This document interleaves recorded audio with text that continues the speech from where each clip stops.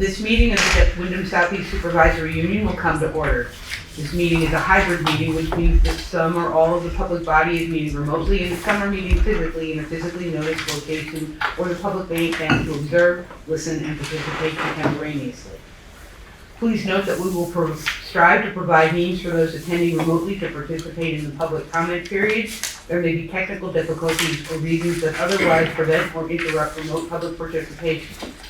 Therefore, it is important to note that the open meeting law only ensures the public's right to participate and comment at a public meeting by attending at the designated physical location as posted in the notice and agenda.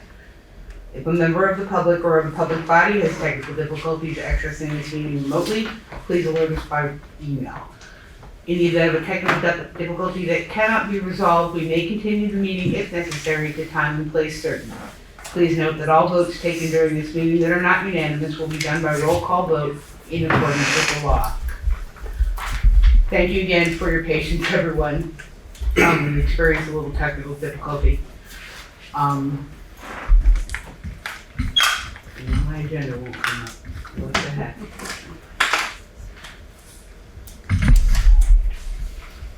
There we go. Okay, the first order of business will be the consent agenda. If there are any changes or questions about the consent agenda, I prefer that they be written now so we can take them out. Okay, I would entertain a motion to approve the consent agenda as written on the agenda. So moved. Second. Okay, Ladies first. Thank you, Deborah. Thank you, Sean. Is there any discussion? All those in favor, please signify by saying aye. Aye. Any opposed or abstentions? Thank you very much, everyone. We have now come to public comment on non-agenda items. If you're here to discuss food service, that is on the agenda, so this would be for other items.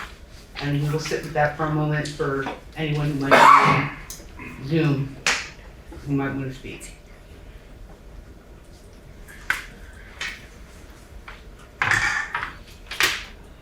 Okay, having gotten a late start, I'd like to keep us going.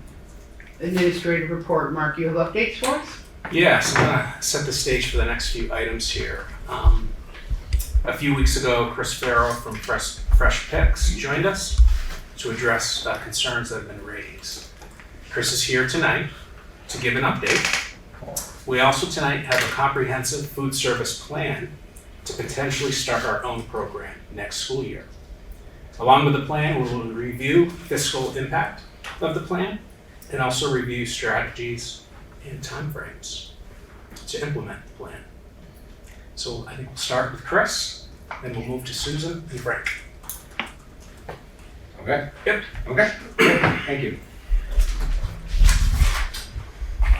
So I'm Chris Farrow. I'm the Vice President of Fresh Picks Cafe. Won't forget to do that first this time. I was hoping to have a little more time to be further along to give you an update, but I do have an update with a lot of stuff that we've been able to address since the last time that I was here with you. So on the staffing front, we are now fully staffed for our hourly positions, except for one position that we are adding. That will be an additional cashier at the high school, and will also be tasked to do some light delivery to the out schools each day, all the buildings outside of the high school.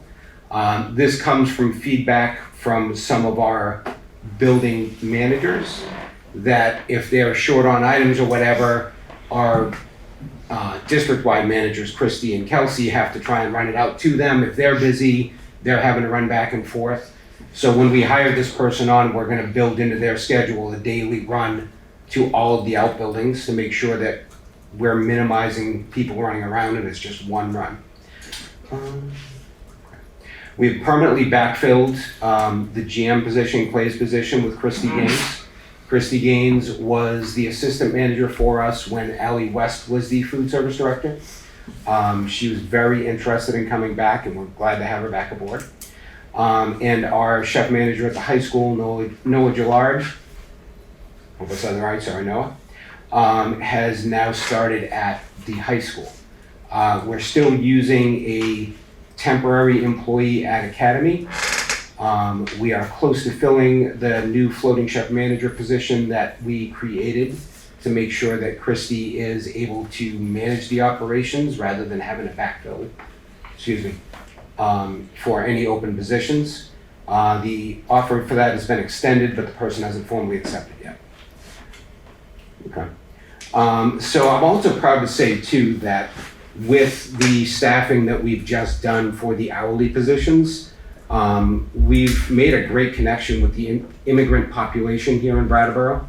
And we currently have 4 Afghani immigrants on staff at the high school, and we're onboarding a 5th who'll be working in academy probably within the next week or 2.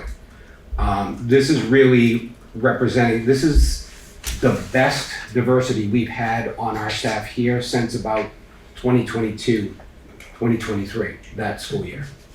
Was the last time we really had this kind of diversity with our staff. So we're very happy about that as well.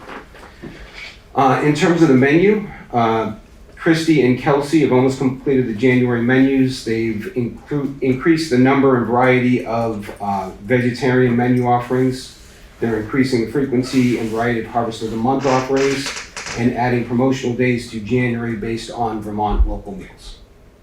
That should be out probably hopefully by the end of this week. Other developments on the menu front. On November 22nd, I met with the Vice President of Operations for Whitson's Prepared Meals Division to continue to work on bringing halal meals into the district. Whitson's does have a halal meal program. It's based in their commissary, which is in Long Island. All the halal meals are prepared there. The challenge we've had since we came on board with Whitson's is that we don't have the distribution up here yet. They don't have runs that come from the commissary up this way. So on the 22nd, he and I discussed some different ideas to possibly get that expanded up here. There's some possibility of them expanding their delivery area. There's some possibility of using a third party for the distribution. So we're continuing to work on that and hoping to have something in place in the spring. And then Christy and I were just talking this week about reviving the Where in the World Are We Eating program. We discontinued it while Allie was here, just because the logistics of doing the full-blown meal were too much from the staff, for our staff. And we got feedback from the schools that, having the whole meal be all ethnic cuisine that wasn't familiar to everyone, some of the kids did have a challenge with it. So we're looking at bringing it back on a more limited basis where we're featuring an ethnic cuisine, tying it into the curriculum, but not necessarily doing the full meal, the only option for that day being that ethnic cuisine. In terms of food quality and variety, we started to see improvements on that once Anna, our temporary person at Academy, and Christy were on board right before Thanksgiving. Now with Noah starting his permanent role at BUHS last Monday, we're seeing even more improvement at the high school, and Christy is now freed up to be able to get out and work with the managers in the other buildings to address any concerns, continue to improve the quality, all of that kind of stuff. In terms of farm to school initiatives, we ran into some delays, but we kind of worked around that and contacted Miller Farms directly to establish a relationship with them to bring Miller Farm milk into Vernon Elementary School, which I know has been a goal for quite a while. When we explored it last year, Peter wasn't ready to expand past the pilot program he had with Windham Northeast. The last update, we were having a conversation, it was September 2023, we had those conversations, right? And we were supposed to get an update January, February if he had increased capacity. That kind of never got that word. So we reached out to him this year. He definitely has the capacity. He's definitely very interested in it. So we've started the process of getting him set up as a vendor with Whitson's. I still need to talk to Frank to go forward with this project. We would need a milk dispenser. So that's something we can talk about. Mm-hmm. And then we can as soon as we can get that equipment, we could get that implemented. Okay. We also ran into some issues with getting Guilford Farms set up because they're not GAP certified. which kind of had me hit some red tape at the corporate office. We're just about cleaned up with that. Thankfully, Susan was able to use some grant funding and get some Guilford beef in there now. So Guilford is Franklin Farms. Oh, Franklin Farm, sorry.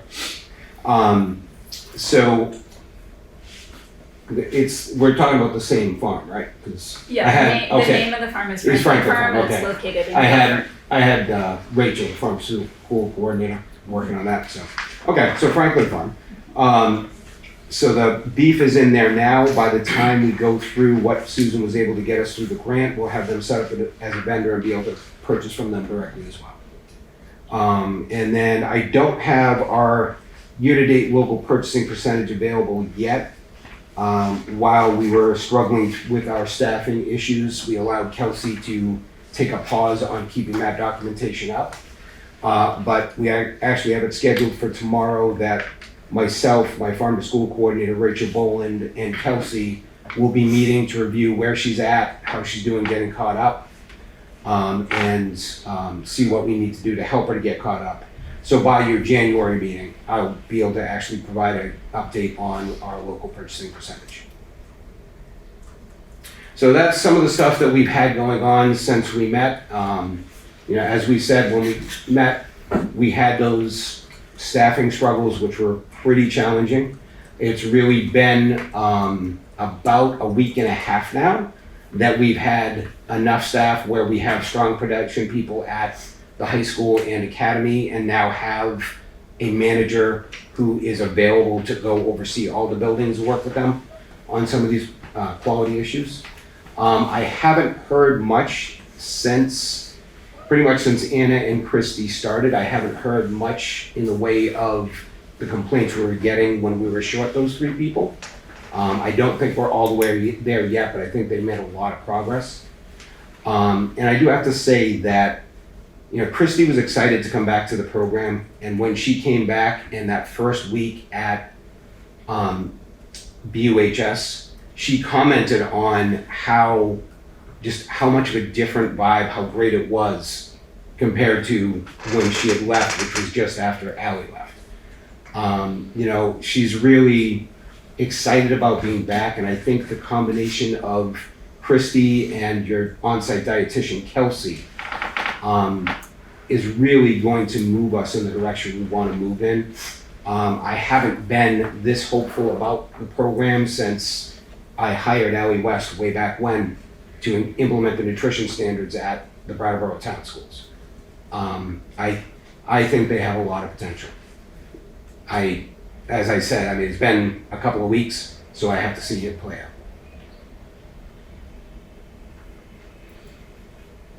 Any questions for Chris? Could you talk about the hourly staff, Yes. including the Afghans that you hired? Mhm. How many hours a week do they get? How sustainable do you believe it is? Because very part-time workers usually very often move on to full-time jobs if they can find them. Yeah, and that's always the case. And let's see. Okay. So, let me take a look. Okay. Without getting into obviously names of people and their compensation and that kind of stuff. So we've got 1, 2, 3, 4, 5, 6, 7, 8, 9, 10. 10 of the 18 or so hourly positions are full-time benefit eligible positions. So, the bulk of our hourly positions, actually it's more than 10, because those are all 2. Let's see, 1, that one's hourly, 2, 3, 4. That one's salary, 5, 6, 7, 8, 9, 10. Yeah, so 11 of the employees are full-time benefit eligible. And then there are 1, 2, 3, 4, 5 staff members that are salaried positions. So the vast majority of our positions are either full-time or salaried, which is full-time. And benefits include health? Yes. Okay. But your question was specifically about the Afghan employees. Them too. Yeah. Where are they? Let me see if I can find that. You mean where they are physically? No, Okay. the status of their That's fine. jobs. Yeah, Are the Afghans hourly without benefits? that's fine. Right. See. I think it's great that they're hired.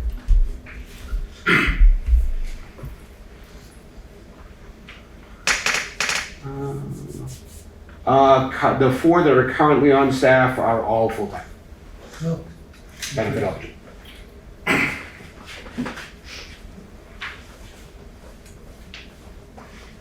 Other questions? Anybody in Zoom on it? I had one more. Sure. Have you gotten any feedback from students on their satisfaction? Not yet. As I said, I mean, it's really been about a week and a half that we've been fully up to staff with production people and a manager in place. I haven't had a chance to visit yet. Susan, when are the next advisory? They won't be until the spring. Okay. So we haven't collected any data yet. I haven't talked to Christy, Kelsey, some of the on-site people directly to see what they're getting for feedback. In general, and two, I mean, it's a little bit quick to check participation to see if it's had any impact on participation. But quite honestly, participation all year long has been fairly steady. It's generally ranging from 60 to 65% on the low end to 80+% at the elementaries. And then the high school, which typically all high schools, the participation's a little bit lower. They're in the 50s. And those are for both breakfast and lunch. And I think we've talked about before that the breakfast participation in the district is amazing. It's actually equal to lunch participation, which is very unusual. You don't see that in a lot of districts.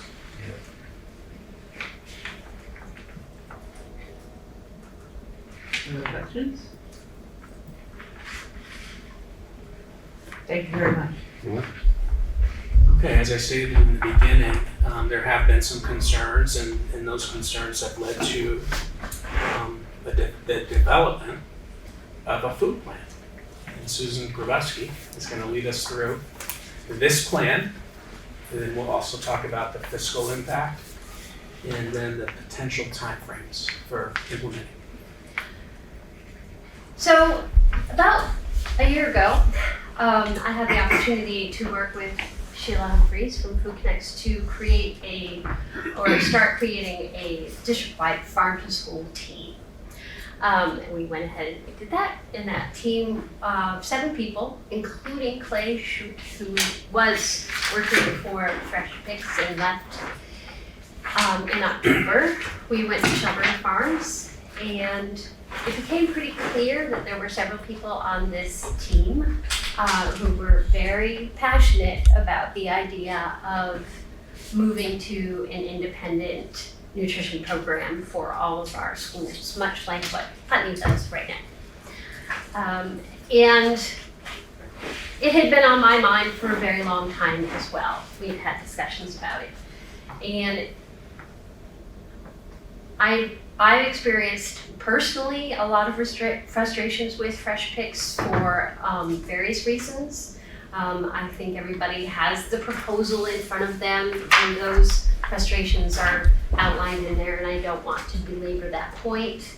But ultimately, about 6 weeks ago, we created an ad hoc committee and came together and really we just dug in hard and said, we're gonna put together a proposal, and we did that. And the reason we did that is because we really want to provide our students with a higher quality nutrition program. And we also believe that if we do that, if we do a self-op program, that program will be more consistent and we can connect ourselves with local producers. And that's really important, especially in Vermont, And we also want to build a sustainable program that integrates with the local economy, which is also really important. Ultimately, what I keep saying, this is the phrase that I tell myself in my head, keep myself going, is that our students deserve better and we can do better. So we put together the proposal, and I've been working with Frank and Mark and Mary Lou in the central office to come up with what we feel is a pretty comprehensive budget on what that will look like. Susan, do you mind walking us through some of the positions you've identified? Sure. And yeah, a bit of the halfway to get in there. This will include 2 additional district-wide positions. It's kind of mirroring what Fresh Picks does now. Right now, they have a general manager and assistant general manager, so we're planning on hiring a school nutrition director and assistant director.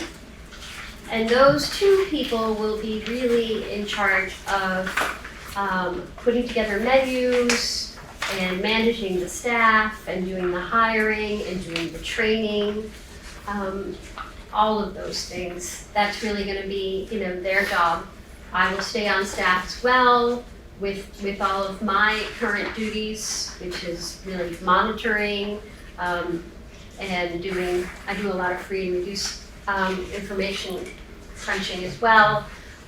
So that will be the core team.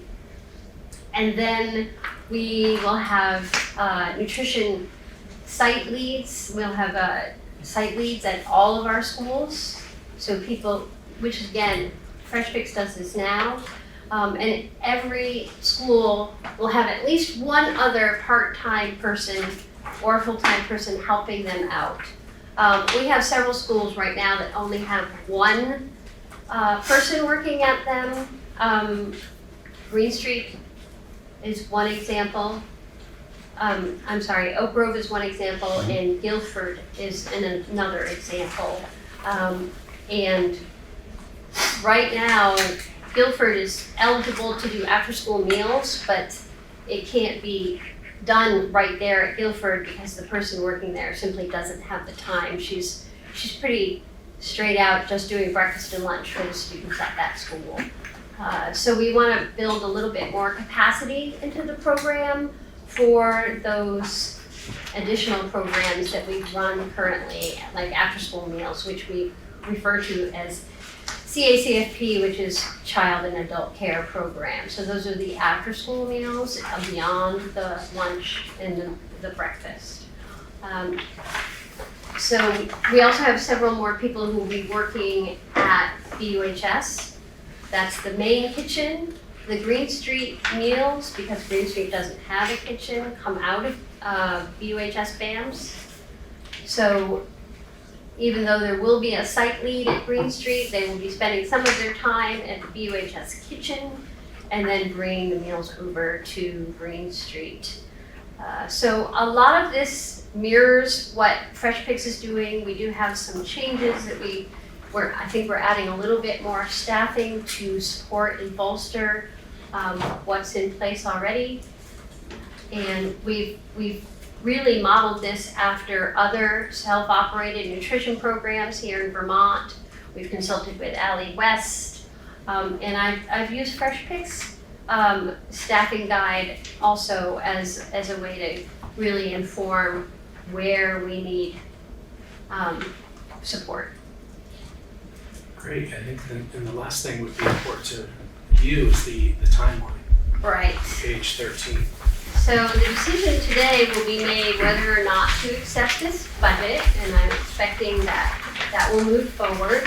And then really the next phase will be Fresh Picks will continue to provide food service for us through June. And we will create we'll create job descriptions for the 2 positions that we'll be hiring. One position we will need to hire pretty quickly because they will be a key in really moving us through a transition between working with food service management company and becoming self-op, and that will be the school nutrition director.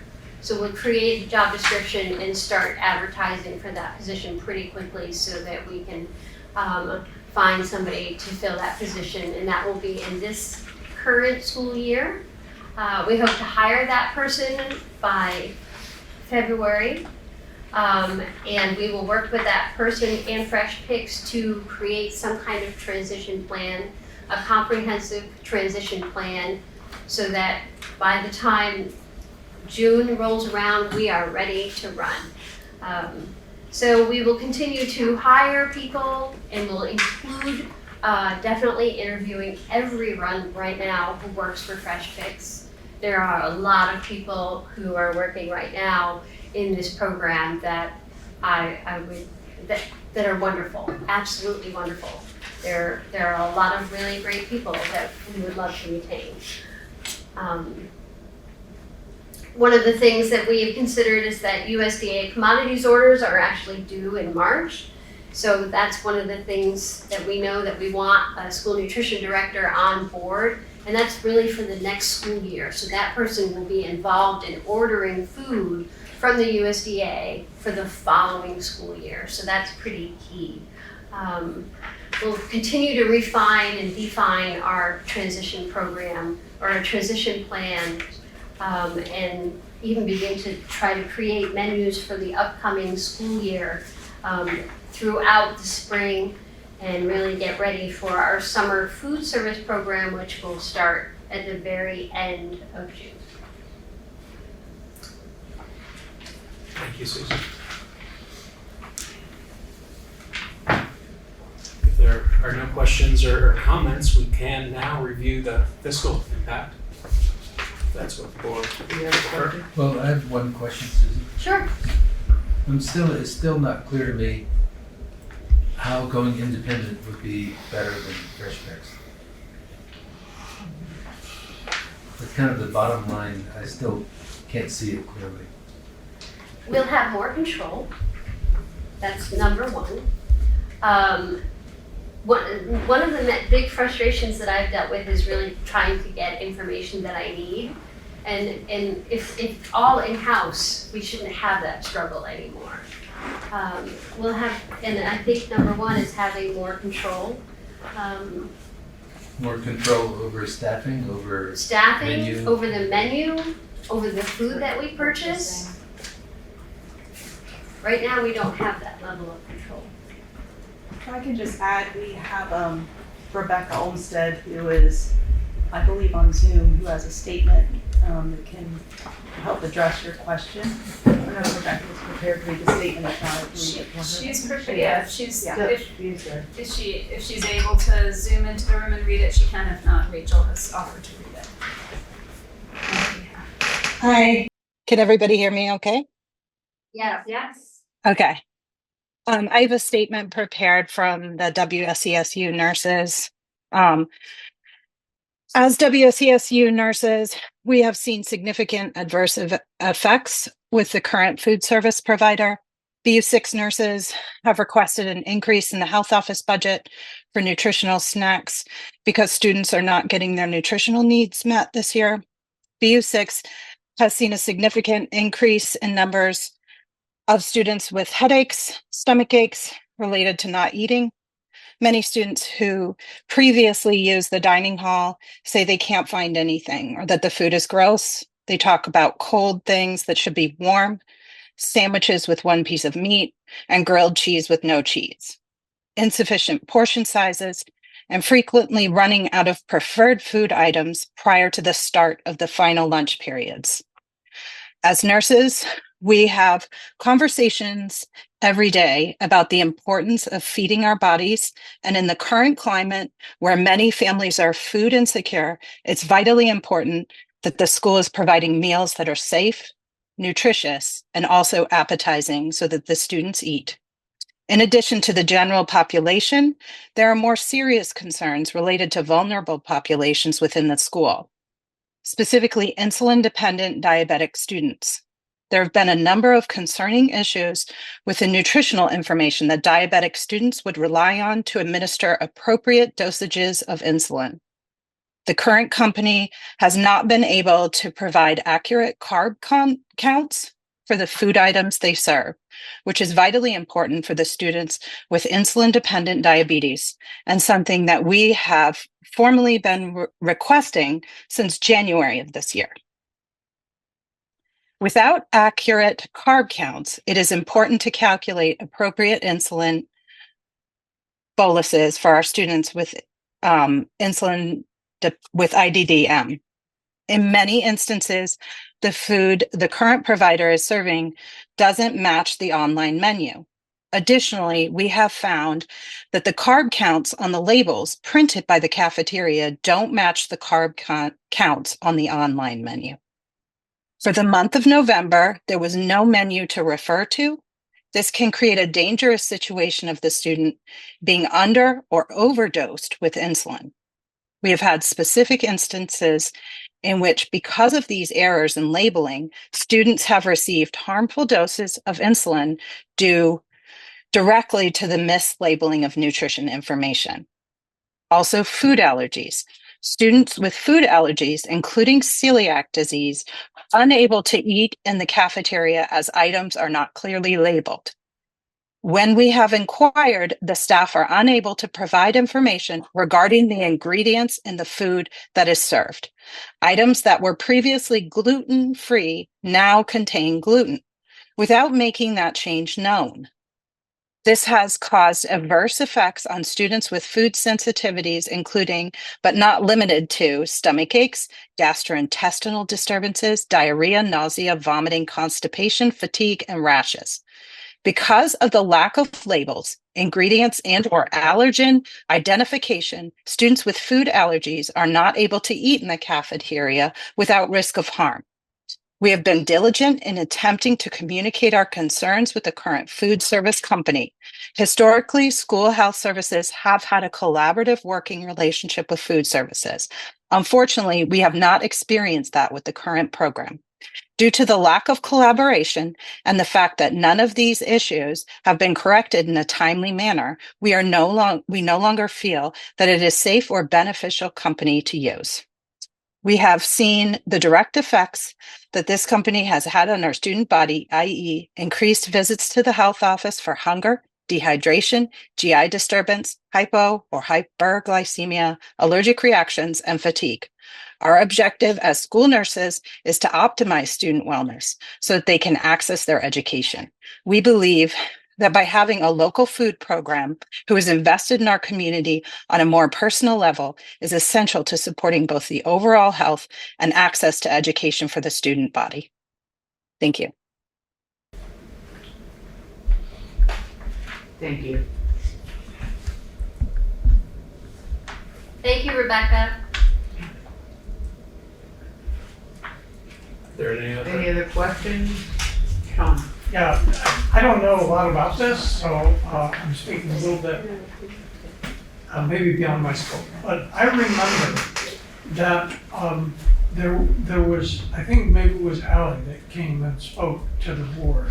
And she said that there are specific requirements that have to be met in terms of caloric intake and also protein Absolutely, yes. requirements that have to be filled. And a lot of the money comes from the USDA. And in order to, it was kind of a balancing act. Mhm. Could you actually fulfill those requirements and, maintain the balance with being able to be approved by the FDA or, USDA. USDA? Putney's So- doing it already. But that's my question, because I remember so specifically how the balance worked. And, it sounds wonderful to me, but I think that probably what Frank is going to present, it could be very important also. Yeah. To make sure that the, fiscal responsibility is within what we can do. I know that Putney has had a program. I also know it's more expensive than any of the other elementary schools in the district. So, there are a lot of things to work through. Absolutely. And the school nutrition director is going to be a huge piece of that, because they're going to need to have that knowledge already in terms of what needs to happen in terms of utilizing our USDA commodities properly so that we can continue to utilize it's free food and integrate that into our menu, as well as also bringing in more local food. And anyone who you hire to come in as a food service director for an independent self-op program is going to have that level of training, that caliber. And there are, in Vermont, 2/3 of the school nutrition programs in Vermont are self-operated. So there's an incredible network of folks like Steve who have been doing this for a long time, who are eager and really generously offering to help with whatever this district needs to make that shift and to have that shift go smoothly. So we won't be reinventing the wheel here. There are many people who have gone before us, many districts who have gone before us, including Burlington, which is the largest district, and Essex. Yeah. Mm-hmm. Anyone else? Okay, we'll shift to the financial. Okay, I can share my screen if that's helpful. Do you think that's helpful to just review the financial handout? I'm certain it will be particularly helpful for people at home. Okay, so I will do that.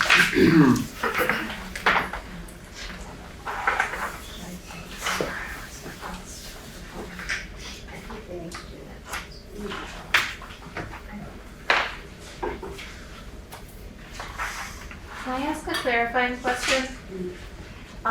Someone who's on Zoom is asking me if this is the time for public comment, or if she could speak after the budget discussion, or if this would be an okay time for public to chime in. I'm happy to take a comment. Yeah. Okay, Maggie Foley, Oh, sounds Maggie. like you're up.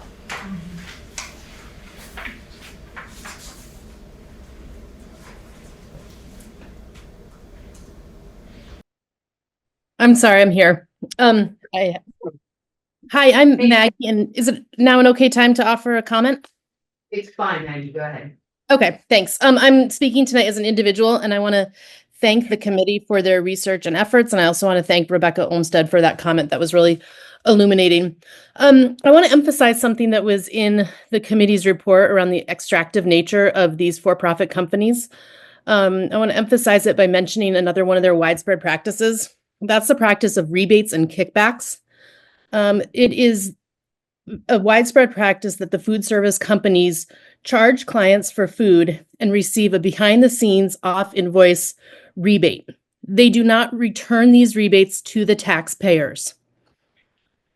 They do not return that savings to the taxpayers. They use this as a strategy for keeping local producers out and of the equation and maximizing their profits. This is a well-documented practice.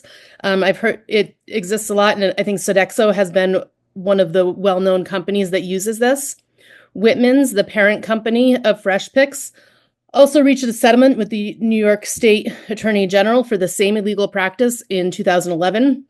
These kickbacks can range from 5% to 50% of the purchase of food supplies. And for the top 3 Northern American companies, they amount to 40 to 50% of their net profit. So it creates a situation where locally they are forced to use approved and on-contract providers such as Cargill, Cisco, and others, and prioritizes processed foods by the nature of how they set this up.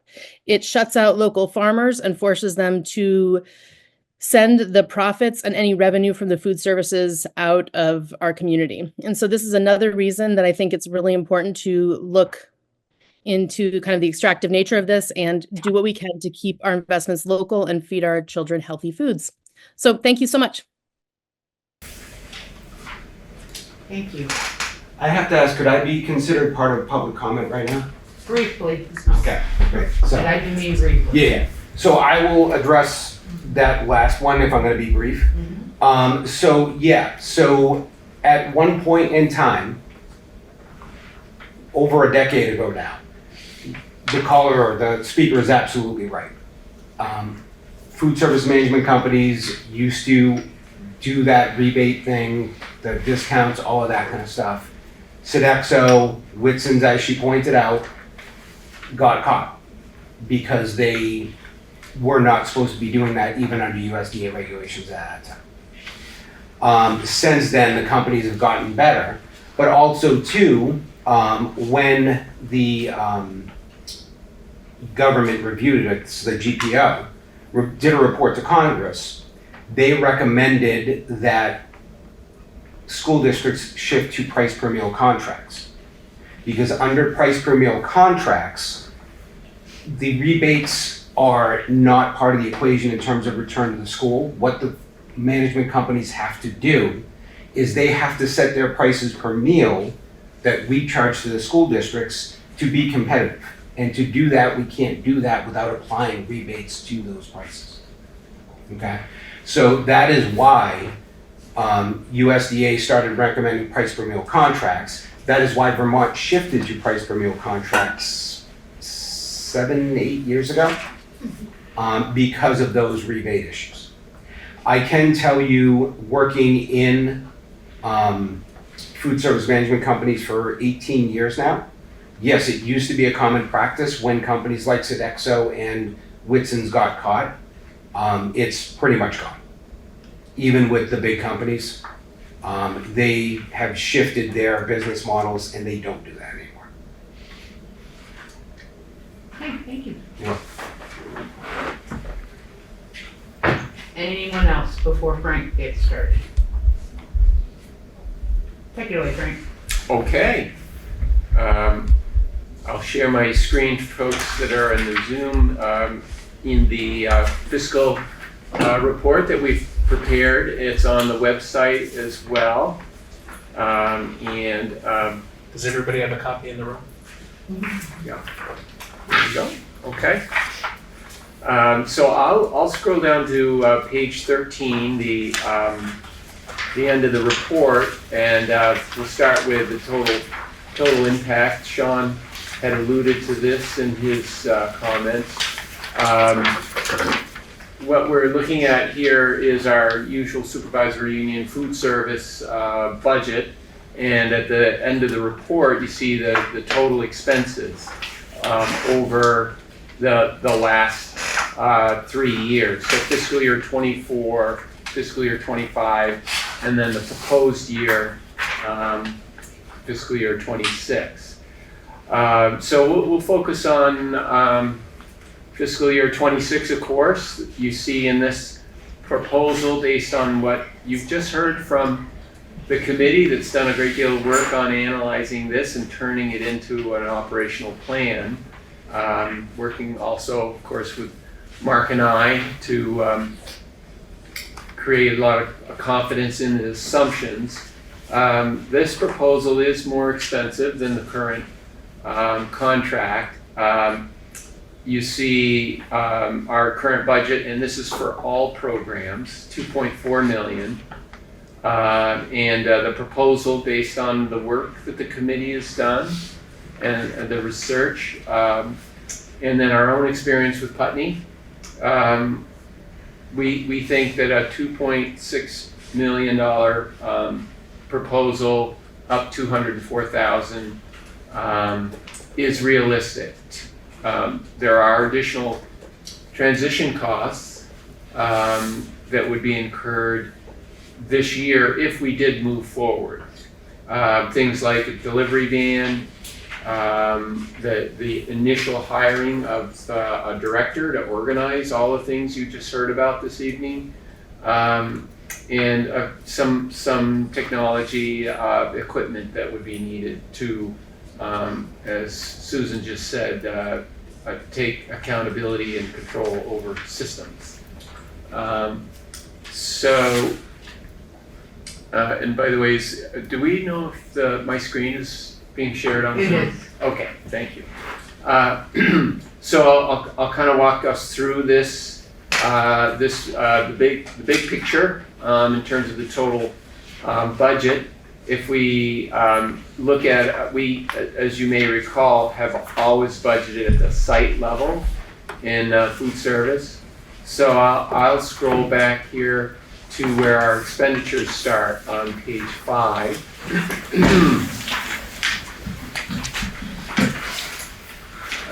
And we'll look at our site-based costs, and we can walk through some of the what the transition would look like if we moved ahead with this. So Academy School, our largest elementary site, starts on page 5, rolls into page 6.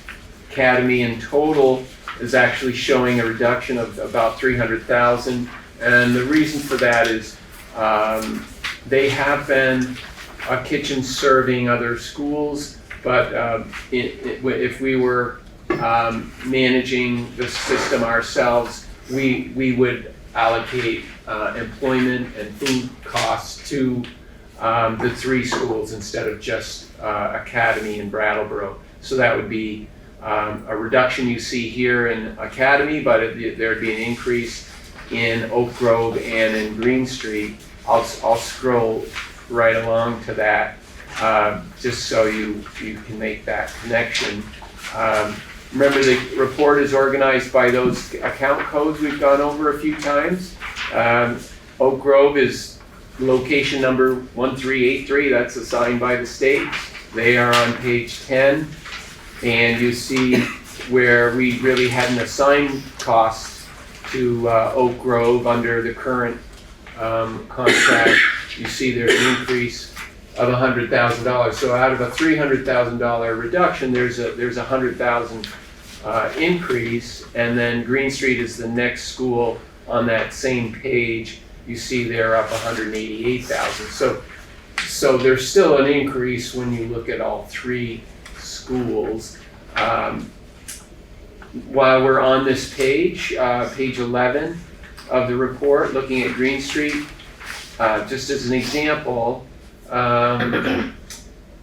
Susan has worked carefully with a team to look at what is a reasonable staffing level. So you see in the kind of the middle there of the Green Street proposal, food service salaries, and you got the zeros going across in the previous years, but 47,000 in the proposed year. That's the proposal.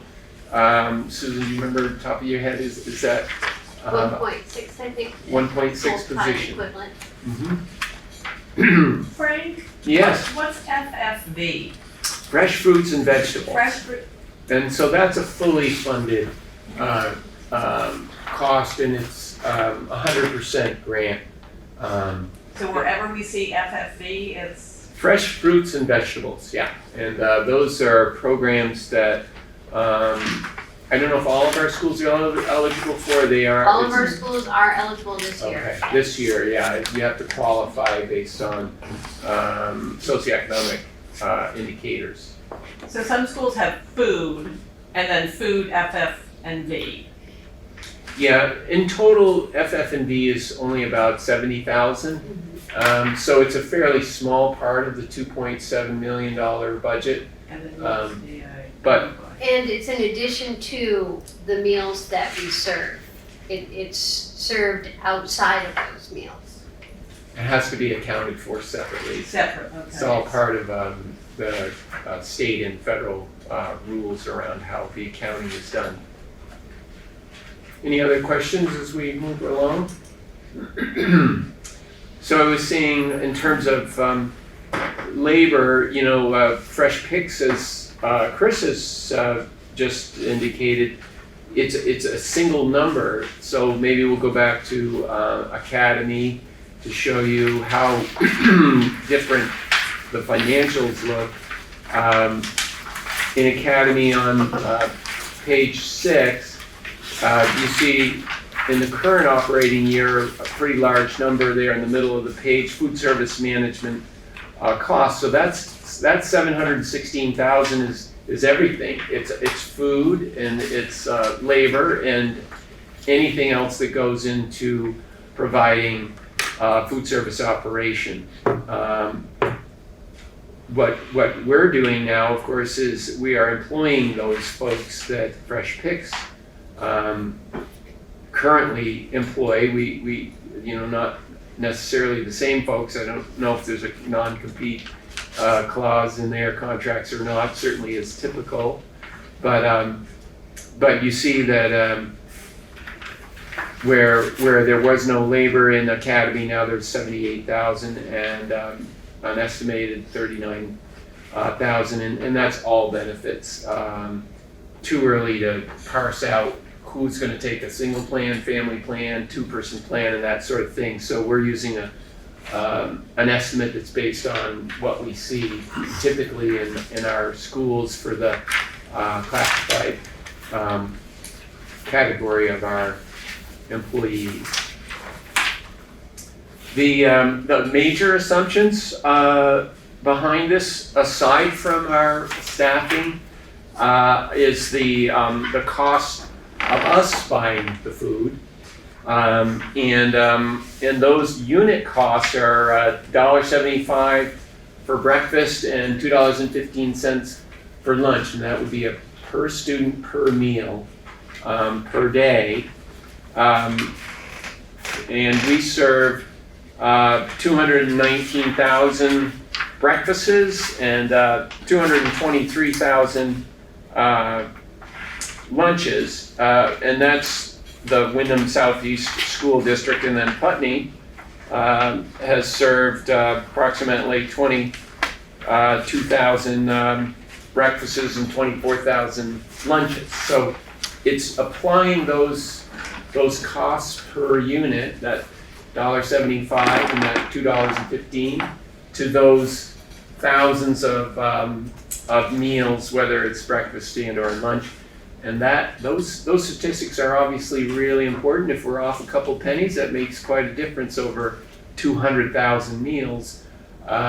Those numbers are based on feedback that Susan's researched and gotten both Vermont-based operations that, as Sheila has said, exists around the state, as well as our own experience in Putney.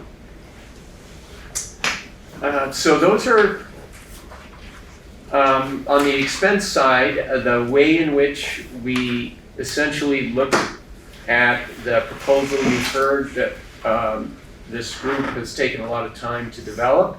We translated that into the economics. We asked a lot of questions, and actually I just this afternoon we made a revision. So I sent you a copy of this budget, I think it was Monday, the food service budget Monday, but we found that we had double counted some costs in Putney. So the version that you have in front of you, and it has been posted on the website, is a little bit lesser cost than that earlier version. But that we looked at every line item a couple of different ways, because obviously this is new territory for us, and we wanted to make sure that we're doing the due diligence. If the board does want to move forward with a self-funded, self-operated, not funded, but self-operated food service, we think that there's integrity in this forecast for next year. Last piece of this, in this environment, Mark and I were not particularly excited about bringing to the board in an environment where our governor and our legislature and our citizens are very concerned about taxes, a $200,000 8% increase. We were reluctant to do that, but as we looked through the committee's work, we heard what you just heard from Rebecca Olmsted and many other folks. Mark and I always get the bad news. obviously we got to set our priorities, and it is a matter of meeting our students' needs consistently and with the quality standards that we have been accustomed to. Unfortunately, when we look back 2-3 years, Fresh Picks was a different company than it has been today. And we do see the correlation with the Whitson's acquisition being correlated with some of the food quality issues that we've talked about. So the last thing I wanted to say regarding the economics is when the pandemic hit us, you may recall that the USDA and then the state of Vermont a couple years later jumped in with a much higher level of subsidy. And they did these things after our budget development cycle. And that would be typical for the whole state. Meaning we were operating for years with a food service, a predictable contract cost, and then we would bill, the supervisory union would bill the districts the difference between reimbursements and Fresh Picks contracted costs. And then the USDA and the state came in and said, oh, actually here's extra money because we know the whole economy is going to implode and nobody's working, and but we were the essential workers here in school. We were running school buses. Fresh Picks was acknowledged nationally for just a tremendous effort in getting food on our buses with no kids on it, but the food was going 3,000 meals a day to our students. Point is, over those 3 years, we accumulated some deferred revenue because we had no ability to predict, well, what's the USDA and the legislature going to do next? And my point is that we have enough in deferred revenue for fiscal year 26, so that $200,000 does not have to be assessed to the district. It's a buffer that allows us to move forward, hopefully succeed, but if we don't, of course we would be looking to get back into a contract that we know has a proven track record of success. We do anticipate self-operated systems being more expensive. This is 8 to 10% more expensive. I wouldn't be surprised if that's the profit margin. I don't know, but obviously any business has to make a profit in order to sustain itself, and obviously we would be a non-profit food system. So after really analyzing that, looking at prior fiscal year, looking at fund balance, deferred revenues, Mark and I, unfortunately, after hearing a year of disappointment and struggles, we decided this would be in the best interest of the district to make this proposal. Knowing that you may not necessarily adopt it, but we are recommending it. John? Yeah, thank you for that overview, Frank. It sounds encouraging. One of the things I was worried about is looking at the 200,000, 8.4% increase. And then I was thinking, well, if that meant in a very tight budget year, cutting programs somewhere else, then you'd have to balance the value of making sure that all students do have the nutritional needs met, and then possibly cutting another program somewhere else. It's a reality. So it's sort of a balancing act, what is most important. But to hear that we have almost $250,000 that could offset the difference, it seems very encouraging to me. Yeah, and keeping in mind that would be the first year, once we use the accumulated deferred revenue, in future years, that those costs would have to be passed on. We also know that the state of Vermont has really stepped up universal meal funding, and they're very committed to it. So I think that's going to continue to be a significant offset for us. But the contract under Fresh Picks has been a break even. We don't make a profit, but we have been a cost-effective system that had a high level of quality. Unfortunately, that's not the recent experience, and obviously we have a lot of advocacy for connecting the school district with our local food producers, and at a very high quality. Yeah, one more question, I'm sorry. I was wondering if you could explain, I can't pick it out of this sheet, what the revenue stream is from the USDA and maybe from the state also? Sure, yeah, it is, they make it a bit obscure as the state and federal government around the way in which we account for the reimbursements. So I'll zip up to page 1. I skipped over all of that because that is where the revenue is identified, and it's parceled out over the course of 4 pages of individual categories of reimbursement. But if we look at the bigger numbers on page 1, to your question, Sean, you see one of the first bigger numbers in Academy there on page 1, 210,000 is the current universal meal. So that's the state funding. And that is an average of approximately $2.46 of a reimbursement for breakfast.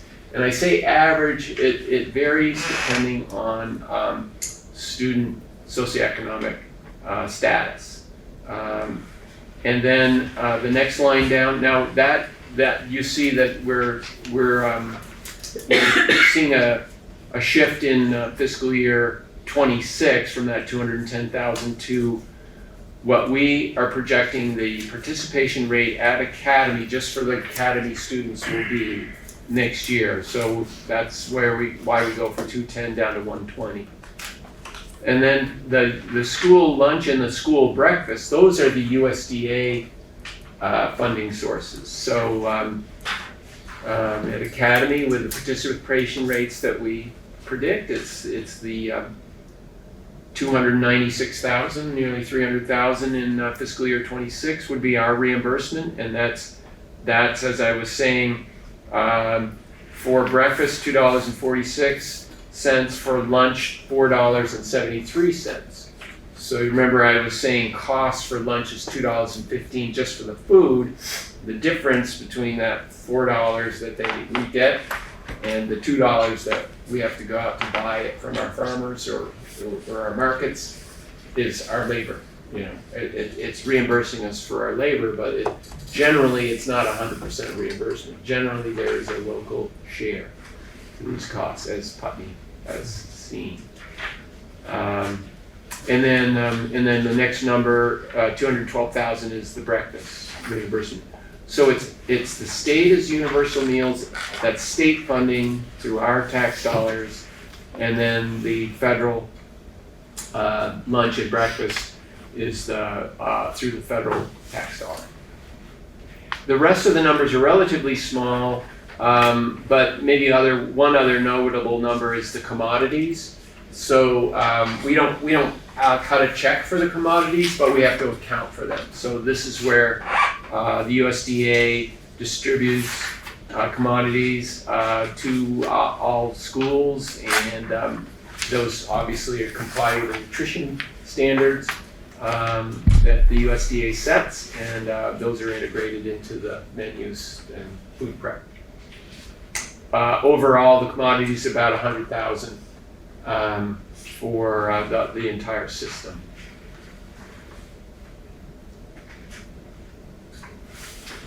But those 3 funding sources have historically funded nearly 100% of our costs because of the higher level of reimbursement.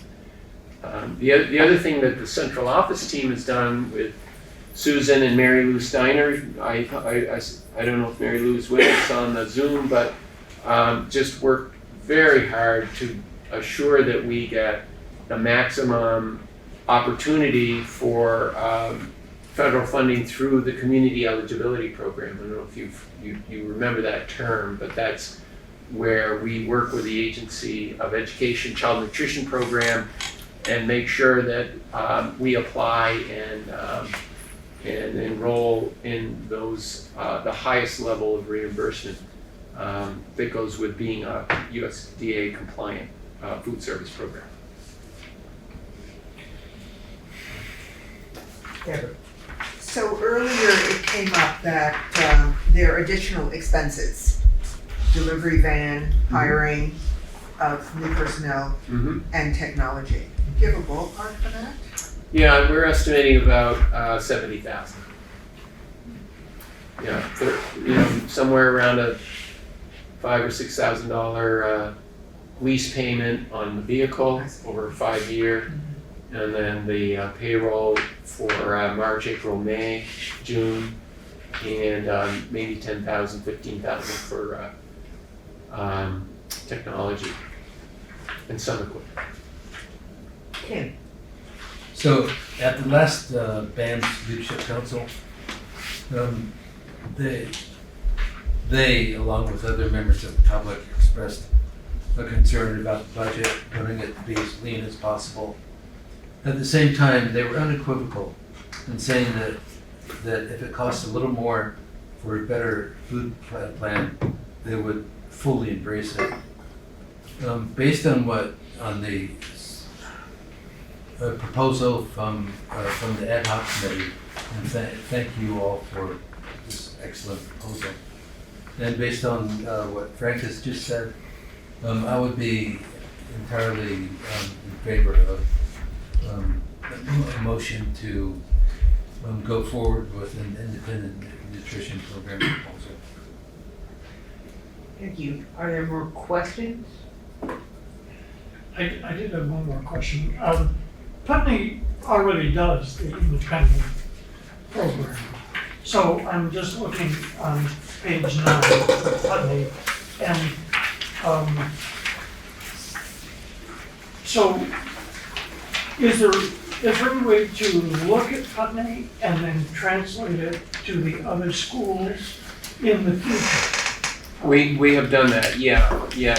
Putney is not necessarily a universal model that could be replicated across the state or even within Windham Southeast, just in that Putney is in farmland. And the partners that Putney has available right up the street are not so available at Green Street. But nonetheless, as a unified system, we will work together to expand our access to those local markets and so on.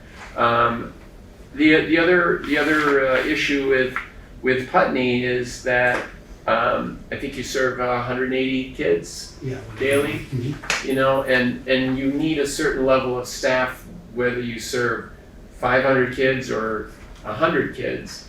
And Putney's at that level where labor as a percentage of the total cost to operate is a higher proportion than what would be in a larger system. So, yeah, like the high school, right, or academy. So, so Sean, we did look at those metrics, and we did the best we could to say, well, what have we learned, but where are the limitations? Where is it that if we did everything like Putney's doing, this contract would be up about 30%, not 8%.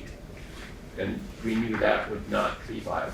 And that's reflected somewhat on page 8 of Guilford. It's a very substantial increase. Yes. Because it would be That's jumping from provided to this program, nutrition program is up. That's right. When you have a smaller school, generally the cost per student is going to be higher. I see a hand up. Bethany, do you have a question? Hi, I just didn't know if there was going to be a chance for public input, and I had a comment that I wanted to make, but I don't want to interrupt if it's not the right time. No, please feel free. Okay, great. I just wanted to first of all give a massive shout out to the people who have put so much time into this process. I could speak from a number of different roles right now, but I'm going to just speak as a parent of 2 BUHS students who do have some allergies, and I would love to be able to access free breakfast and lunch for them and after school meals as needed when they're participating in activities. But my family has had to switch to only sending food from home for them because A, we can't trust the food that they're getting in the kitchen. B, there have been more times than I can count that my kids come home and say there wasn't lunch available by the time that it got to my lunch period. There was no food left. There was no fruit. There was no vegetables. There was nothing for us to eat. And the number of times that my kids have said I shared my home lunch with my friends because they didn't have food has been pretty astronomical. And the quality of the food that has been happening has just been going significantly downhill. So speaking as a parent of 2 kids who I want to be fed well, I fully support moving in this direction, but I also, just in case there's any question from school board members about whether this should be taken, I'm wondering, I don't even need to pose it as I'm wondering if, but I would highly recommend, if you haven't gone to any of the elementary schools or the high school at lunchtime and tried to have lunch there to see what it is that is happening food service wise. If you have a question in your mind about whether this is the right direction to go, I would highly recommend that you do that if needed, because it's really abysmal. And I'm really proud of so much in this district that we do to take care of our kids. And historically, I've been really, really proud of and impressed by how much work we do to feed our kids healthy, local variety of vegetables and fruits, and whole, real food. And I've been really disappointed over the past 2 to 3 years of how much that has decreased. I just wanted to voice as strong of support as I have ever given to anything that this go into place so that we can get back to feeding our kids food that we can look at ourselves as a leader in, and not the kind of food that I would expect to see photos on social media about how pathetic schools are, that they're feeding their kids this bunch of crud, because that's what I feel like when I get photos from my kids on lunches that they have gotten lately. And it is heartbreaking to know that I might be able to send my kids with a lunch, but there are many students who are not able to have that sent from home, and as a result are facing even more hunger than they might in a typically food insecure house. So that was it. I just, I see on a daily basis the quality level of the food that's getting prepared, and it's very much profit over people. And I don't think that that's what we are as a community. I think that we're people over profits, and I would love to see us move in that direction. Thank you. Thank you. Sure. Hi. Since Bethany jumped. You introduce yourself, please? Yes. Probably. I am Sarah Rosso. I'm a Guilford parent and staff member. And I just, since Bethany broke the ice and spoke as a member of the public, I wanted to do the same. I'm also a member of the group that developed this proposal. I've been thinking about, Tim, your question about what would be the benefits, and I don't know if we fully answered that question, and I don't know where to start because the benefits are innumerable. As I did research for this proposal, and as I've spoken to students and staff in our and parents in our district, I have become more and more convinced that this is just the right thing to do for our students, just without a doubt. With that 60% of schools in Vermont are doing this already. We're not reinventing the wheel. It is doable. It is sustainable. And the food that's being served in those districts is so much better than what we're feeding our kids. It's incomparable. And the kids who are fed, they learn better. The kids who are fed well, they learn better and they're happier. And there's so much potential for connection between learning and the kitchen staff and farms, and we have a rich farm to school program in many schools in our district, but it doesn't include the cafeteria currently. And local purchasing is maybe at 6% over the last couple of years, but we as an independent food service program would be 4 times more likely to bring that up to 15%, which would then qualify us for a local foods incentive grant, which would bring in approximately $30,000 per year to put then towards more local purchasing. And I have 8 pages of statements from parents and staff members and students explaining how bad the food is right now and how supportive they are of this move. And I don't think it would be an appropriate use of time for me to read that, but I did email it to you guys earlier. I don't know if you had a chance to look at it. If anyone wants to hear it, I could choose a couple to read, but there's a lot of community support for this initiative. So I hope we've answered your question, Tim, but if questions remain about why this would be better, please let us know before you vote, because we've got a lot of research and there's a lot of positive outcomes that could come from passing this. Sean? Yeah, I would move forward with Tim's motion, if he wants to restate it so that we can continue on here. Are a couple more people online with their hands up? Sharon Newton. This is such an easy one. Hi, I'm Sharon Carlton Newton, and I'm a member of the BUHS Leadership Committee. And just stating again that we're in support of this proposal. We do find it unacceptable that the nutritional needs of our students are not being met, and that the contract is not then being fulfilled, and that I do think this is a great proposal.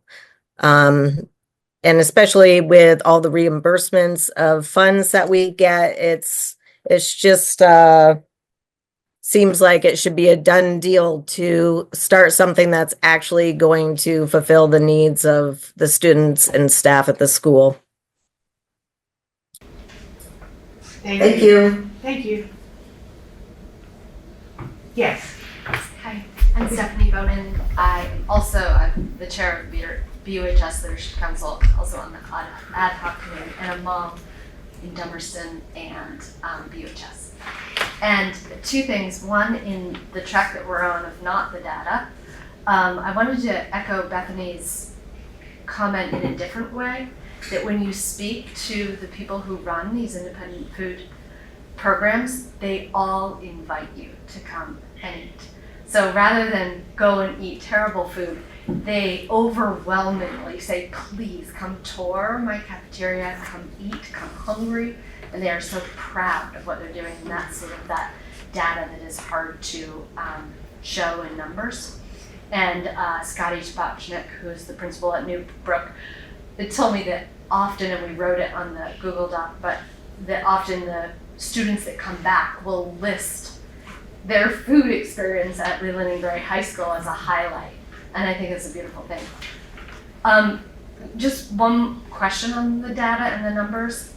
There was no way for you to fit in those numbers the local food incentive grants and the ability to group buy and the Food Directors Association buying pool. Mm-hmm. Is that correct? Those unit costs are an attempt, I think, to incorporate that. Oh, okay, so they are in those numbers. Yeah, but not refined. The local food incentive grant, what would happen would be that we would go for a full year and try to get our percentage up to 15%, and then in December we would apply for that. Right. So it doesn't come in this year. So I bring it up in that there's savings to be found that could chisel away at that quite impressive only 8% number that also doesn't reflect food inflation costs that we all have to deal with as well. And that even when we're, in our proposal, when we use the 38,000, that was, as you just said, the bare minimum for the local incentive grants, whereas around the state, they're going to 31%, 23%, so much higher. The highest you can get, I think, is 25%. 25, okay. Yeah, that you can get 25% per lunch. That's the highest they'll go. Okay, thanks. Carrie, can I ask a question? I'm sorry, food service has always been my weakness on the SU. I have never, just when I thought I was about to, you're switching things on me. Can we look at Dummerston on page 7? I'm just trying to understand, and I think it's because could be a shift. So last year, food service salaries Dummerston was 0. And now we're saying 50 with 25,000 in benefits. But there was the food service management of 116,000 that is now 0. So this is just, we're renaming things, and is that true? Yeah, So it's because just the last food service year. contract includes everything, and if we don't do that anymore, then we have to employ. So that's my next question. The food service management for Dummerston at 116,000, that included food. That did, yeah. So that is why it's going from 7,000 for food to 54,000. That's And then right. there's the CACFP, which I think Susan said is after school. And after school meals, yeah. And how come Dummerston doesn't have fresh fruit and vegetables? They haven't been eligible, but. They are eligible this. Too high. Too high? Yeah, their free and reduced percentages were too We're too low They're for them on to. that. They're on that edge. They're So on- sometimes okay. they qualify and sometimes they don't. Sometimes they qualify partway through the year, and then it's really hard to hire somebody to Okay, start working that program partway through the year. okay, all right, I think I'm getting there. And just to elaborate a little bit more, Carrie, is, so what we looked at is the number of meals served, breakfast and lunch at Dummerston, and then applied those metrics of cost per meal for food to that participation rate. So it's not at all an arbitrary number. It's based on a pretty good idea of how many kids participate each day, and then multiplying that cost times those kids. So here's a question. Based on what you just said, at the high school, if kids are not currently participating because they're not happy, have you built in a higher number because they might now be happy in a year? We have not. We based our numbers actually on 23, 24. Okay, Because those are the most reliable numbers we currently have. okay. If we get higher participation, we also get higher reimbursement. Okay, Yeah, so higher participation generally means a more successful financially program. The more Okay. kids and staff that you can get eating, the more successful your program is at being break even or even making profit. And what part of the mechanics of that is that our students that are not considered in poverty, the reimbursement rate is not nearly as significant as it is for students in poverty. Often it's those kids that have alternatives don't eat, and then we don't get any reimbursement for those meals served. So as Sheila's just saying, as our participation goes up, we'll actually benefit financially. It's a little counterintuitive, but we actually do better as a result of getting more revenue. And as participation goes up, engagement and ownership of the community goes up too. I think there are major positives outside of the figures. Absolutely. I still have a couple of folks on Zoom. Emily, I know you've been waiting very patiently. Thank you. I'm Emily Marker. I've taught kindergarten at Academy for 16 years, and I taught in New York City for 6 years prior to that. Thank you so much to the committee members. I've already sent you emails, but thank you also to central office, Mark, Frank, and Susan, and to the local farmers who are on this call, one of which is right down the road from Academy School, whose kids go to our schools as well. And I am also a parent of a kiddo at Dummerston and a parent of a kiddo at the high school. And I thought I could just try to speak briefly to give you a sense of what it's like every day at our school around the food services. So at Academy, the person in charge has walked out of our cafeteria a number of different times. So a number of different people have walked out because of their frustrations with their employers. That's my understanding. At times, there's been one staff person in the cafeteria preparing the food for all of Academy School, which is an incredibly large school. There are times where teachers and paras have to go into the kitchen and get our own food for our classes. And that is made possible by the fact that the majority of the food is processed. So it's easy to go in and get a cheese stick, a box of Cheerios, and a container of milk, if that's what's being served that day. The food has been poultry and again processed. So there's days where we've received a plain bagel and a juice box to give our students for breakfast. Yesterday was the Simply Boxed Yogurt Power Pack, and my students and the students across my school received a plastic bag of carrots, an apple, a milk, and a dish that someone had scooped yogurt into. I measured it, there were 4 spoonfuls of yogurt. And that was what was being served K to 6, if that was what you chose that day. Cheese sticks are served every day, pre-wrapped cheese sticks, oftentimes twice a day. That's a protein option on that meal. And we've had things like our vegan food options, which many of our multilingual learner kiddos eat halal. So they have to eat the vegan food because there aren't halal options. Those meals have come to us with broken skewers shoved into them, wooden skewers, to indicate that those are the vegan options. And those kids have to remove, broken wooden skewers. And I can't say this without crying, but there are kids who will like the food and there are kids who will not like the food. But there are so many kids who depend on this food. It, for many, is the only food they get all day. And we send home bags of food that are entirely boxed and canned on Friday for those students to be able to eat over the weekend. And we can do better and we need to do better. So thank you. Thank you, Emily. Liz. Yeah, thanks, Emily, for that. I think we've all known that at some level for years, that we have kids who the only food they get is at school. This is a little bit, well, it is on topic. I remember when Putney Central switched over their meal program, and the amount of food waste went way, way down. So I don't know if there's any way that you can calculate that into your numbers there, because you don't know, but chances are there will be far less food waste if you give the kids better food.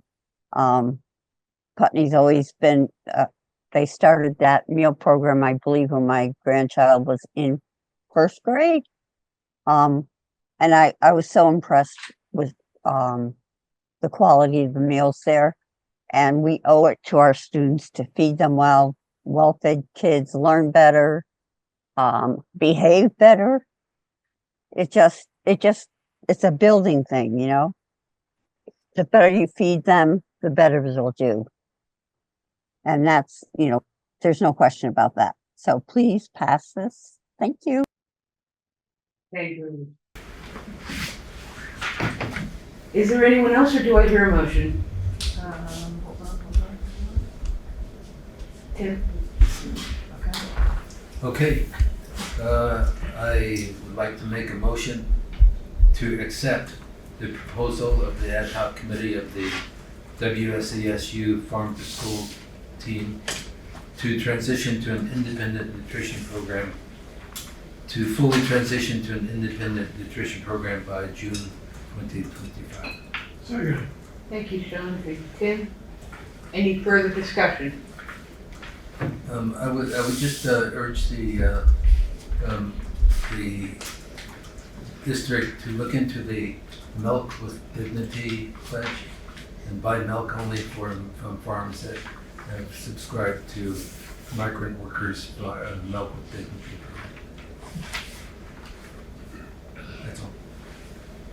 All those in favor, please signify by saying aye. Aye. Any opposed or abstentions? Okay, I did this the first time 10 years ago. I feel like my baby just had a baby. And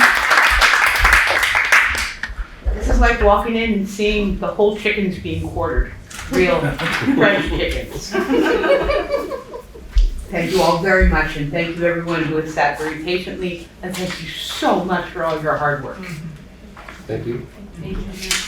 And now I would like to propose that we take 5. Yes. We are back. We are back. Okay, since it's we're all here in the room with, thank you, Sean, with the document. The good news on this segment of our, the good news of the segment of this part of our agenda, the comprehensive budget for the Supervisory Union. Now that we've gone over the food service, you've heard all of the components of this presentation. So I don't have a lot, I have no new spending assumptions to review with you. Because as we said, 3-4 weeks ago, November 20, I think it was, we did administration, supportive instruction, diversity, equity, IT, transportation, and then our ELL. That's the first segment. I'm looking at our summary page. First page. Yeah, first page. And then just last week we went over special education, and we also went over the grant, all of the grant programs, Title I, Title II. So that's been reviewed. And then this evening we did the food service proposal. So those are our spending proposals. You see in total, if we were to do a motion tonight, it would be that $32,028,028. That's our traditional format of a supervisory union budget vote. And you can see that that represents 0.6% versus the current year. So 31,833,000 for this year, 32,028,000 is the proposal for next year.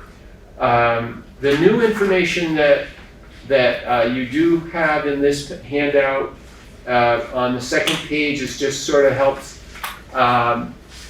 put a lot of major sort of indicators on one page. So we've got some highlights, simply summarizing fiscal year 26 by those 4 service areas versus the prior year. That's the change. 194,000 on the 32 million is what represents 0.6%. That's the second narrative line on page 2. Special education is by far the majority of the budget and accounts for all of the increases in the amount of 1.1 million. We just reviewed the $204,000 increase. That's the other large increase in this proposal. Staffing changes, we have gone over all staffing assumptions at our previous meetings, but the new information you just heard about this evening, you see we currently have 2.8 food service staff. And the proposal you just approved is 20.8, up 18 positions. You may, based on the questions between Tim and Sean, have heard Chris's representation of how many out of how many, a similar staffing. It's just that we're hiring the staff instead of contracting. So then an offset is, in terms of the increases, is a reduction in the amount of federal grants, and no surprise, we've been talking about ESSER funding fully expended, so that's why we see going from 4.6 million to 3.3 million. The 3.3 million, this is our regular ed staffing and programs are still intact in terms of Title I, Title II are the major grants that will be sustained. I've also just put the other most important statistic of all is our student enrollment overall. So we've got there on that chart a graph that's not particularly interesting because they're basically flat lines. But what it shows is that we have stable enrollment. 2019 we had 2,534 kids, and today we've got 2,515 kids in total. Our students on IEPs has fluctuated a little bit, and as you know, that's driven our special education budget up in the last couple of years, somewhat substantially. But we've reviewed all of that, and that's pretty much a recap of several weeks of meetings that we've had. The page 4 is a lot more detail on enrollment by grade level. And that is the basis for how we allocate those proportional enrollment statistics to allocate assessments. Okay, so that's page 4. And then if you remember from last year, these formats are the same as our prior year budgets because much of our allocations are driven by state law. So we don't customize or modify. Page 7 is taking the proposals that we've reviewed and then applying revenue to reduce those costs and deriving the assessments. So page 8, for example, shows that Vernon, K through 6, has gone from 144 students on page 8 down to 139 this most recent November census. And so that means Vernon has dropped from current year 7% of enrollment down to 6.5%.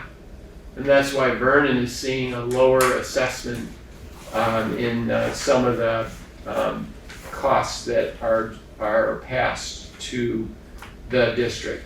And just the opposite is happening to the SD. We're going from 2,029, and these would be students in our buildings, and notice it's K6 or 8 if you're Dummerston and Putney, and 7-12. We've never included pre-K because it's inconsistent across the district. These statistics represent kids in our buildings where we operate the program. So essentially this just takes the spending plans that we've reviewed and applies that proportional enrollment statistic to derive the assessments. Those assessments will then, tomorrow, if the board doesn't change this, I will be putting them into the first draft of the Windham Southeast School District and the Vernon School District budgets. That's how the supervisory union is funded. It's the state requires funding to go to the supervisory union for federal grants, special education, and then and we're also required to operate those programs along with food service. We reduce the operating costs by the revenues we receive, and then we assess the difference. Page 9 is the substantial. So you actually bill the SD? Yeah. I was being facetious. It's a state. Yeah, it's a state. And Vernon. Yeah. And Vernon. Yes, and Vernon. We get billed as well. That's right. And I'm part of the SD too, so yes. I bill myself, I guess. Page 9 is the substantial special education aid that we receive, and it's how it's derived. and it's changed quite a bit, and that's why I've left some lines with no data in it, just to show how they got away from a special ed block grant, and now they've gone to this census block grant. A lot of folks were very concerned about that across the state. Rich towns were getting more money, poor towns were getting less money, but because this area, our system has spent approximately at the average across the state, we didn't see much of a difference in the census block grant as a result of Act 173. You can see the extraordinary aid is a very significant part of our program support. I was at the Vernon board meeting on Monday night, and we talked specifically about just how certain groups of students qualify at certain grade levels for about 95% of every dollar over 66,000. And so even though Vernon is seeing $500,000 in increase in need and cost, they're receiving nearly all of that back from the state aid, and their assessment is not going to move much. And that extraordinary state aid is not changing, correct? Like that's separate from Act 173 at the moment? Fortunately, they increased the extraordinary aid calculation. Okay. Yeah, so I have not heard them undermining that support. I have a question about enrollment. So at BUHS is 50 fewer students this year. Next year there'll be 55 fewer students. Do you think this reflects the national trend in families opting for privates more? No, in our area it's more the high cost of housing and the inability of young families to afford housing. We're not seeing our residents choosing the private school to a degree more than they have in state. And looking at the demographics, is this going to be a continuing trend? Looking back at that enrollment chart, and you look at it at grade level, so page 4, and you look at our grade level average, right? So we've got this format is developed by town because it's a state agency format, but you see the totals of our system where it says total SD and Vernon. You see how those numbers are about averaging around 160 to 180 students, and your point is that on the 12th grade it's 205. We used to be all 200 and something, and we have the last of a larger grade level group leaving us. But to speak to your question, Tim, there's a fair amount of stability in grades kindergarten 1 to grade 3 is a little bit larger than the norm, but there looks like we're going to be reasonably stable after those 12th graders leave us. We will see a decline in the following year when those the larger classes leave us. But the incoming classes look pretty stable. If we can strengthen our pre-K programs like we are at Canal, hopefully we'll attract more young families that access our public schools. So that's just about all I have for new information. But maybe Carrie, you're probably the only one that might be interested in page 11. I know you and I talked about that methodology. Oh yeah. Yeah, this page 11 is a lot of detail, but we put it in here because it is the way in which we address the fact that Vernon is a member of Windham Southeast Supervisory Union, and all elementary level costs are shared. Doesn't matter how much Vernon spends or Guilford or Putney, we're like one big happy family. So in special education costs, it's just what is the total, what is Vernon's proportion. Vernon is now a smaller proportion, there's your assessment. Secondary, we have to separate because Vernon voted not to be part of the Brattleboro Union High School. So at secondary level, if a student goes to Cedar Crest or to someplace in Massachusetts for special education services, that cost, the supervisory union has to cut the check, and that bill just goes right to Vernon. It's not shared at the secondary level. Okay. We have to do that because state law says we cannot play favorites with Vernon, but not do the same thing for Dover, Marlboro, Wardsboro, all of our other tuition towns. So that's what page 11 does. It just says, let's look at all of our costs and then identify Marlboro, Dover, those non-member supervisory union towns. Let's identify Vernon, and then let's identify everybody else, which is Putney, Dummerston, Guilford, and Brattleboro. And then assess costs after we reduce those costs by the revenues that come with each one of those groups. That's what page 11 does, and then that is turned into those assessments that are integrated into our budgets. So that's my overview. Thank you, Frank. More questions? Sure. I'd like to make a motion that the WSESU board accept and approve the budget as presented in the amount of The 32. $31,578,031. It's the column to the right, 32,028. Oh, I'm sorry. 30. Oh, yes, I'm sorry. Yeah. 32,000. 32 million. 32,028,031. And that does include the food service as well. Yeah. Is there a second? Wait a second? No, not really, the people who are doing it, so. Okay. More discussion.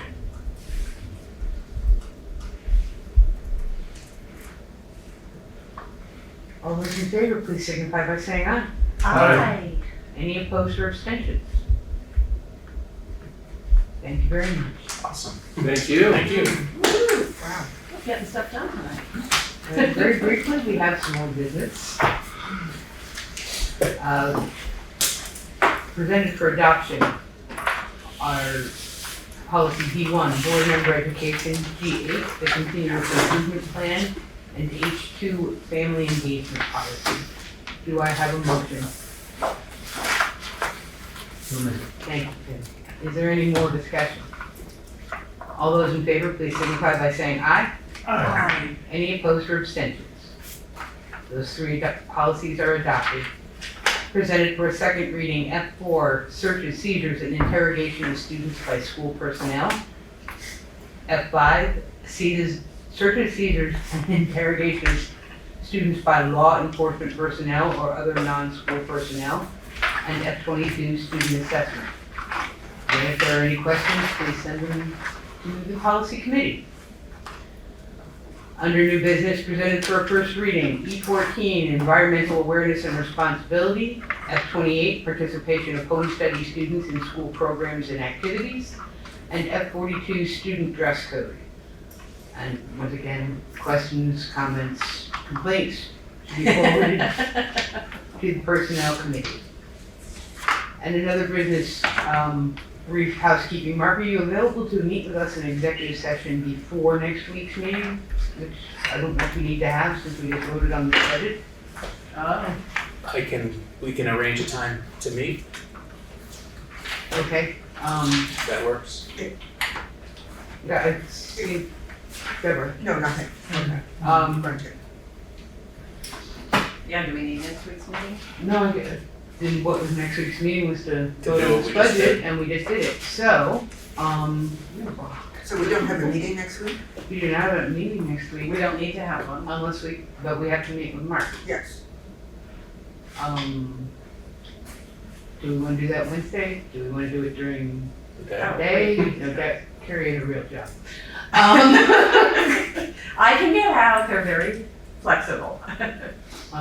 Okay, So I would say do it at you guys' leisure and we'll make it work. So that means, okay, uh-huh. well, we are, get my calendar up here. So you guys have an SD on Tuesday. On the 17th. Yeah. And we're meeting at 4:30 on the 17th as well. Well, that was our question though, because we need Mark. Yeah, we had 4:30 on the 17th as our, Oh, no, we No. need to, we're not We're not done. finished. That was, oh, that's right, no, yeah, no, yeah, that's when no, we're going to we- meet. we are meeting. So it has to be after Tuesday. Yes, after Tuesday. So after Tuesday. We're meeting on Tuesday at 4:30. We are meeting on Tuesday at 4:30. Yes. Okay, so I have to keep that in here. Right. So Thursday would be ideal for me. My Wednesday's pretty full. Okay, I can do Thursday. but during the day? Oh, during the day, I can. Yeah, we don't have, Especially if it was in the Thursday, latter part of the we day. got Saturday So- on Thursday.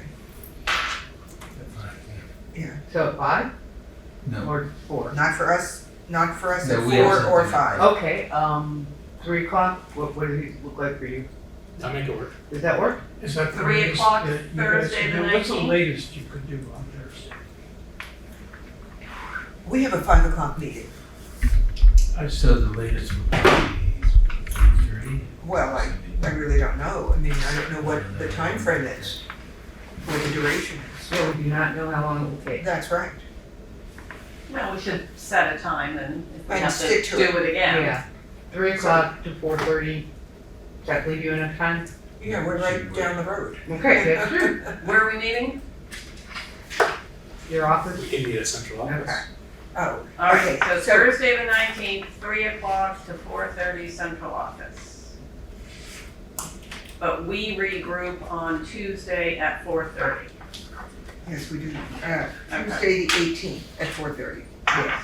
Tuesday the 17th. 17th, yeah, Wednesday is the 18th. Sorry. And we are not meeting And we are Wednesday. not We're not Everybody meeting gets at Wednesday all off. on Wednesday. No meetings on Wednesday at all. Got it. So 3 to 4:30 central office, and that's an executive session. Yes. All right. Okay, Madam Chair. Yes? There being no further business before this board, I move we adjourn. Any discussion? All those in favor, please signify by saying aye. Hi.